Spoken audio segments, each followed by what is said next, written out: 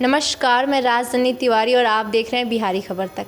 आज मैं एक ऐसे शख्स के साथ हूँ, वह एक समाज सेवी है और इनको नाम से नहीं इनके कामों से जाना जाता है। और इनका नाम लेडी सिंघम से भी इनको जाना जाता है और शेरनी भी इनको लोग कहते हैं। तो मैम, आपको हमारे चैनल में स्वागत है। आपको भी बहुत बहुत धन्यवाद। रक्सौल में इतने जनप्रतिनिधि होने के बावजूद भी आपको ही क्यों रक्सौल की समस्या हमेशा दिखता है?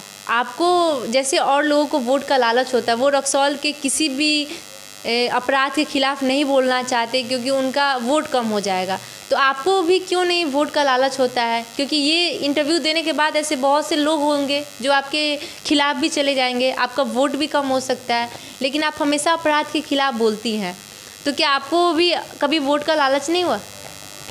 ऐसा है कि मैं जब घर से निकली तो मैं चुनाव लड़ने नहीं निकली थी, समाज सेवा करने निकली थी। और समाज सेवा करना और डरना और झूठ बोलना और विरोध करने का ताकत नहीं रखना, ये मेरी मानसिकता नहीं है, ये मेरी हॉबी नहीं है। मैं गलत की आवाज़ बनी हूँ, यही मेरा पहचान बना है। मैं वोट का लालच नहीं करूँगी।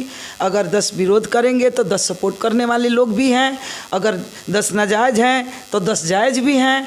इसलिए मुझे इसकी परवाह नहीं होती है। मैं जिसके लिए संकल्प करके घर से निकली हूँ, मैं वोट के लिए संकल्प करके घर से मैं नहीं निकली। मेरे काबिलियत को देख के लोगों ने मुझे चुनाव किया कि आप भी लड़िए, लेकिन मैं तो सिर्फ रियल जो है सेवक बन के निकली थी। और जो है मैं उस तरह का सेवा दी की और उस सम्मान समाज से मुझे मिला और मिलता रहेगा, क्योंकि मुझे डुप्लीकेट काम नहीं करना आता है, झूठ बोलना नहीं आता है।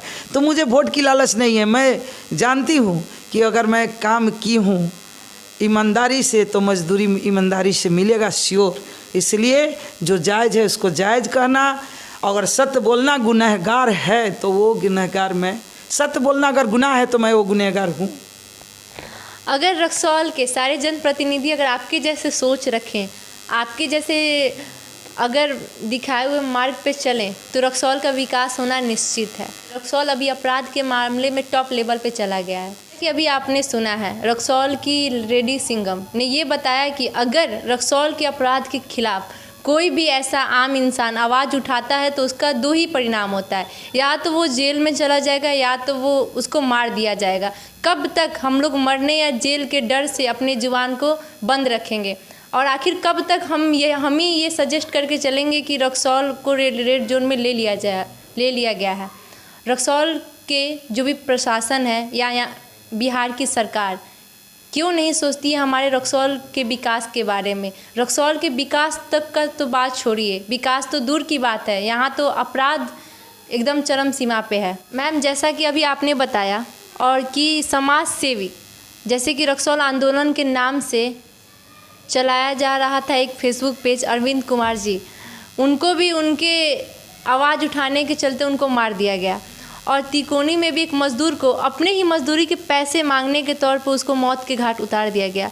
और हमारा प्रशासन अभी तक क्या कर रहा है और हमारे बिहार सरकार इसके खिलाफ क्यों नहीं कोई एक्शन लिया अभी तक? इसके अगेंस्ट आप क्या बोलना चाहिएगा? देखिए, अगेंस्ट की बात नहीं है। जहाँ तक कि शासन प्रशासन की बात है, सरकार से और प्रशासन तक मेरा ये मानना है कि सारा गुनहगार सरकार और प्रशासन ही नहीं है, आम जनता भी है। आम जनता भी उतावलापन में आके इतना गलत डिसीजन करके एक हल्का डिसीजन में किसी का ज़िंदगी ले ले रहा है। ये तो सत्य है कि सरकार की लापरवाही है, थोड़ा बहुत प्रशासन की भी लापरवाही है निश्चित रूप से।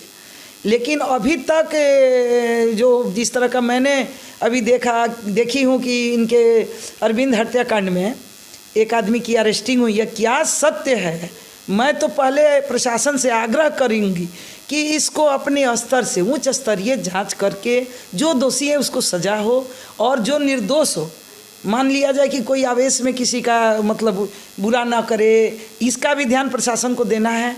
और मैं इन लोगों से आग्रह करूँगी कि आप लोग अपने उच्च स्तरीय जाँच करके जो रियली दोषी है उसको सजा हो और जो दोषी नहीं हो उसको माफ़ी हो। लेकिन बढ़ते अपराध को देखकर कहीं ना कहीं रक्सौल की व्यवसायी, रक्सौल की आम जनता, महिला समाज, बच्चियाँ, मतलब हर जगह एक भय की विषय, एक डर की विषय बनी हुई है।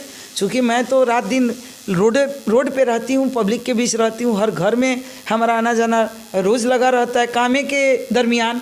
तो मेरा ये मानना है कि रक्सौल अभी दहशत के माहौल में है, कोई बोले ना बोले, और मुझे कोई वोट की लालच नहीं है। मैं सत्य बोलती आ रही हूँ, सत्य ही मेरी बोलना पहचान बना है और मैं उस पहचान को नहीं छोड़ूंगी, क्योंकि मुझे कोई वोट की लालच नहीं है। 5 साल की वोट की लालच में मैं किसी के जीवन और सत्य से मैं मुंह नहीं मुकार सकती हूँ। मैं आग्रह करूँगी कि जो रक्सौल में हो रहा है बढ़ते अपराध को, यहाँ के विधायक MP से मैं आग्रह करूँगी, यहाँ की प्रशासन से मैं आग्रह करूँगी, बिहार सरकार से मैं आग्रह करूँगी कि इस तरह के अपराध पर नियंत्रण रोक करें, वरना जो है आज आम जनता बहुत बड़ा दहशत बना के इस माहौल में जी रहा है। लोग कहता था कि लालू की सरकार थी तो अपराध बहुत बढ़ा था, मुझे तो लग रहा है कि आज की इतना अपराध किसी सरकार में नहीं था। धन्यवाद मैम, आपने अपना काफ़ी कीमती समय हमारे चैनल पे दिया और आपने इस रक्सौल में होने वाले अपराध और रक्सौल की समस्याओं, आम जनता की समस्याओं को आपने हमारे चैनल के माध्यम से बताया।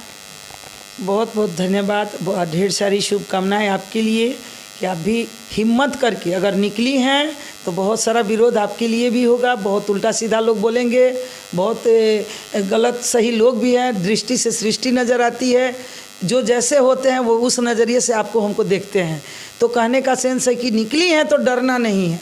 और पत्रकारिता में जिस तरह पूर्णिमा भारती अपने रास्ता को जो है सबके अपने मुकाम को खुद चुनी, तब बिल्कुल मैं घटा के तरफ फाड़ते हुए न गोली का न गाली का परवाह करते हुए मैंने सबका सेवा की।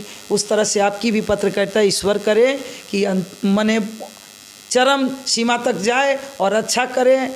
इसी शुभकामनाएं के साथ आपके चैनल को, बिहारी खबर चैनल को बहुत बहुत धन्यवाद।